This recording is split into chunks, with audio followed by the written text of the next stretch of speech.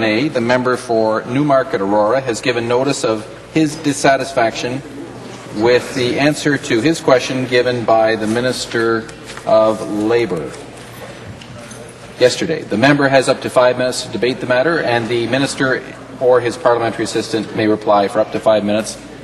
I'm pleased to recognize the member for Newmarket Aurora. Thank you, Speaker. I requested this special debate on the challenges faced by small and medium-sized businesses because I'm concerned that the McGuinty government is failing this important sector in our province.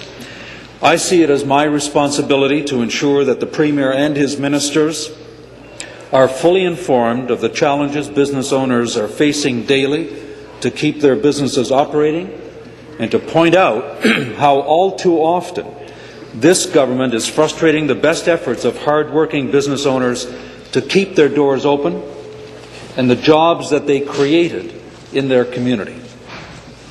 Yesterday, Speaker, I asked the Premier a very specific question. I reminded him of his pre-election commitment to small and medium-sized employers that he would improve the inspection and audit process to which businesses are subject in this province.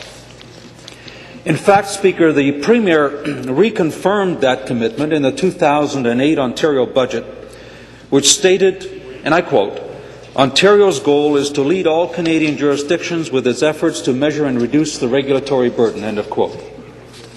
I pointed out to the Premier that given the reports from business owners from across the province that regulatory burdens are increasing, not decreasing, has in fact the Premier forgotten his commitment. But, Speaker, rather than answering the question, the Premier referred it to the Minister of Labour, who proceeded into a rant about how I and my party want to, quote, water down legislation and regulations when it comes to workplace safety, unquote. He went on to say that I am not on the side of workers and that I don't want to protect workers. Well, Speaker, the Minister missed the point completely, and when I clarified that what I was referring to was the regulatory burden and the heavy-handed enforcement that government agencies are strangling businesses with, the best the Minister could do is to pronounce that labour relations have never been better, and that the Hansard record of his reply will show that it's clear that the Minister fully misunderstood or simply does not understand that he has serious issues on his hands here in the province of Ontario. And that's why we're here now, because I want to give the Premier and his Minister the same information I'm receiving daily from hard-working business owners. And it's my hope that the Premier will direct his ministers to the necessary steps to refocus the government agencies and their frontline staff to do what the Canadian Federation of Independent Business is calling for, and that's namely to get all of the enforcement staff in government departments and agencies into a helping rather than hindering mode in this province. I'm not asking government to compromise the health or safety of employees, and I'm not asking for a watering down of legislation or compliance, and neither are the business owners for whom I'm advocating today. Speaker, I am asking for civility and respect. I'm asking that enforcement staff be redeployed to help business owners by working with them to understand the rules of engagement, to help them come into compliance rather than threaten them, and apply reasonableness and common sense in circumstances, especially in circumstances of first-time, innocent non-compliance with government regulations. Speaker, surely this is not an unreasonable request, but let me put on the record what is happening with increasing frequency. The fact is that business owners in this province are constantly, on a daily basis, being harassed by people who should be civil servants, who should be, in fact, working with businesses in this province to help them better understand. And if they are not in compliance, to work with them to come into compliance, not to threaten, not to issue fine after fine, and to conduct themselves in such a way that is, quite frankly, offensive to hard-working people in this province. There are numerous examples of this behaviour. Judith Andrew of the Canadian Federation of Independent Business confirms that her organization has a banker's box that is full of signed faxes that make that same point. Speaker, I trust that the government will receive this appeal in the spirit in which it is brought forward, simply to make the government aware that there are serious problems on the front lines of government service and that steps must be taken to ensure that civility and respect are the principles that guide our frontline civil servants in this province. Thank you, Speaker. Thank you very much. I recognize the Parliamentary Assistant to the Minister of Labour in response. Thank you very much, Mr. Speaker. As Minister Fonseca mentioned yesterday, the McGuinty government has worked with our partners, including employers, labour unions, employees, and the WSIB and Safe Work Associations to lower the number of workplace injuries by 20%. I would also like to comment on what my ministry is doing to assist businesses in making sure that they are compliant with the laws of Ontario that are in place to promote healthy, safe, and fair workplaces.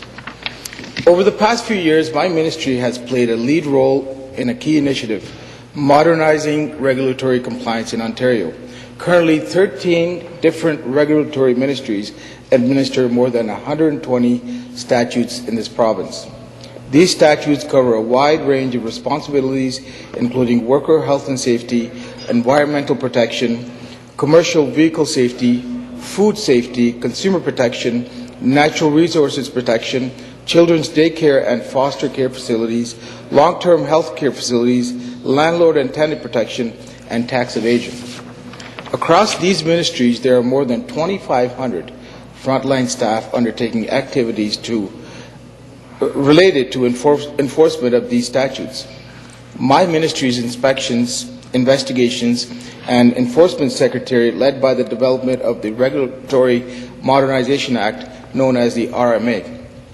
Mr. Speaker, the RMA came into effect earlier this year in January. The RMA enables regulatory ministries and other regulators to work together in a more effective way to protect the public interest and reduce duplication in compliance-related activities. For example, we can now tackle the duplication and collection and use of compliance information among ministries. Businesses can benefit from this because less duplication reduces their administrative burden in complying with provincial statutes. We expect to take full advantage of the RMA to look at other areas where we can further reduce the burden resulting from compliance-related activities. We will also undertake new initiatives to help businesses comply and target our government enforcement resources on serious repeat violators. Our approach is good for business, good for government, and most importantly, it's good for the people of Ontario. The Investigations and Enforcement Secretariat has been involved in a pilot project promoting compliance awareness for small businesses seeking Ontario regulatory information. This project involves setting up 2 web-based compliance information centers, also known as CICs, one for the manufacturers of plastic product sector, the other for the auto body repair sector. These websites contain one window access to regulatory compliance requirements for these 2 sectors. And Mr. Speaker, I'd like to mention I was a PA to the Minister of Government Services, and I know the staff at that ministry worked very, very hard, and I can personally attest to the fact that this was very much appreciated in both of these sectors, the plastic sector and the auto body sector. Previously, small businesses had to visit up to 13 regulatory ministries' websites to access the information they needed. These sites were developed by the Investigations and Enforcement Secretariat in partnership with representatives of 2 industrial sectors and the regulatory ministries. The feedback received from these sectors, again, that we have worked with to date is a strong indicator that we're on the right track in addressing the compliance challenges that Ontario businesses face. The Canadian Plastics Industry Association has been very enthusiastic supporter of the CIC for plastics. Its its president and CEO, Serge Lavoie, recently told us, not only have we encouraged our members to make use of the site in order to speed up and simplify the process for achieving full compliance with government regulations, but we have also actively encouraged other provincial governments to adopt a similar model. Mr. Speaker, Small business owners in these sectors can now readily access relevant regulatory information in a way that is easy to understand. Today, these outcomes include sector-specific cross-government compliance information delivered in a consistent format on a web-based platform. We're reducing duplication in information posting, effective use of information management tools and approaches, while improving service delivery to other small business sectors. We have listened and we have responded. Thank you very much, Mr. Speaker.